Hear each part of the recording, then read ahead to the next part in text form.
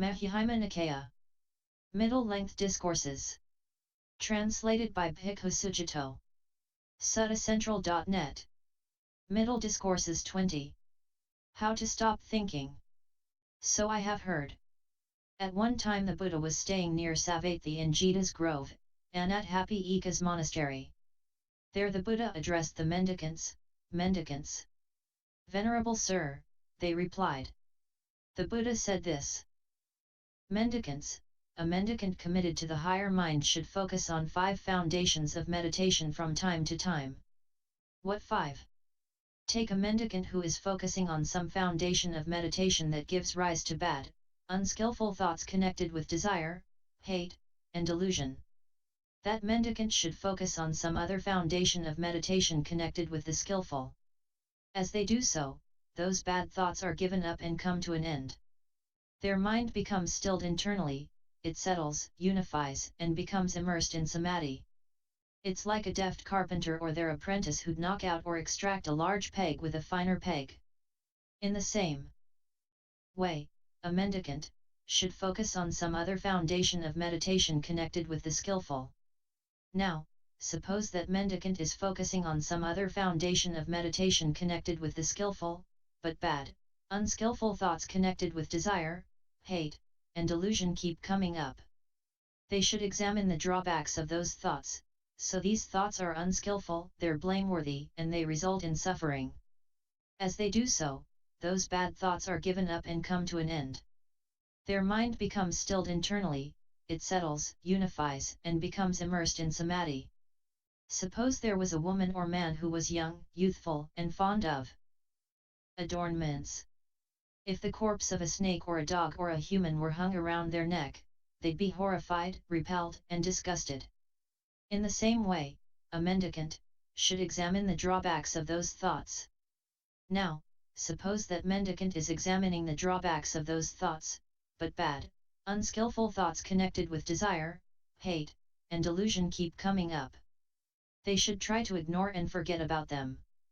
As they do so, those bad thoughts are given up and come to an end.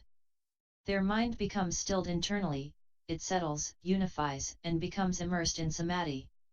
Suppose there was a person with good eyesight, and some undesirable sights came into their range of vision. They'd just close their eyes or look away. In the same way, a mendicant, those bad thoughts are given up and come to an end. Now, suppose that mendicant is ignoring and forgetting about those thoughts, but bad, unskillful thoughts connected with desire, hate, and delusion keep coming up. They should focus on stopping the formation of thoughts. As they do so, those bad thoughts are given up and come to an end. Their mind becomes stilled internally, it settles, unifies, and becomes immersed in samādhi. Suppose there was a person walking quickly. They'd think, why am I walking so quickly? Why don't I slow down? So they'd slow down. They'd think, why am I walking slowly? Why don't I stand still? So they'd stand still. They'd think, why am I standing still? Why don't I sit down? So they'd sit down. They'd think, why am I sitting? Why don't I lie down? So they'd lie down. And so that person would reject successively coarser postures and adopt more subtle ones. In the same way, a mendicant, those thoughts are given up and come to an end. Now, suppose that mendicant is focusing on stopping the formation of thoughts, but bad, unskillful thoughts connected with desire, hate, and delusion keep coming up. With teeth clenched and tongue pressed against the roof of the mouth, they should squeeze, squash, and torture mind with mind. As they do so, those bad thoughts are given up and come to an end. Their mind becomes stilled internally, it settles, unifies, and becomes immersed in samādhi. It's like a strong man who grabs a weaker man by the head or throat or shoulder and squeezes, squashes, and tortures them. In the same way, a mendicant, with teeth clenched and tongue pressed against the roof of the mouth, should squeeze, squash, and torture mind with mind. As they do so, those bad thoughts are given up and come to an end. Their mind becomes stilled internally, it settles, unifies, and becomes immersed in samādhi. Now, take the mendicant who is focusing on some foundation of meditation that gives rise to bad, unskillful thoughts connected with desire, hate, and delusion. They focus on some other foundation of meditation connected with the skillful. They examine the drawbacks of those thoughts. They try to ignore and forget about those thoughts.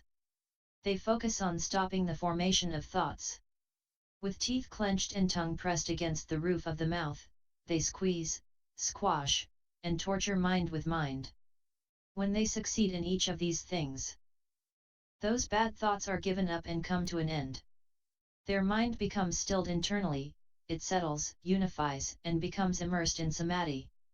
This is called a mendicant who is a master of the ways of thought. They'll think what they want to think, and they won't think what they don't want to think. They've cut off craving, untied the fetters, and by rightly comprehending conceit have made an end of suffering. That is what the Buddha said.